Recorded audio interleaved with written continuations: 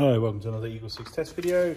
Today we're going to be testing this Tokyo Marui MWS gas blowback, which has had the Laylax 370mm tightbore barrel installed, the Laylax strike hop arm, which is the arm that pushes down a little bit deeper, and also the Laylax Nineball purple hop rubber. So we've just done that sort of work to it, and obviously we've tested at range, and this is just the final test, just to sort of demonstrate it working before we send out. So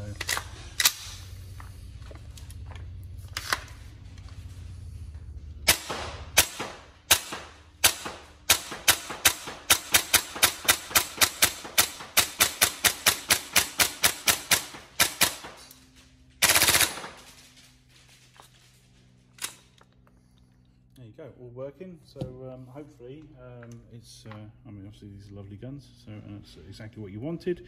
Any problems, let us know, but hopefully it's the build you wanted. Thank you.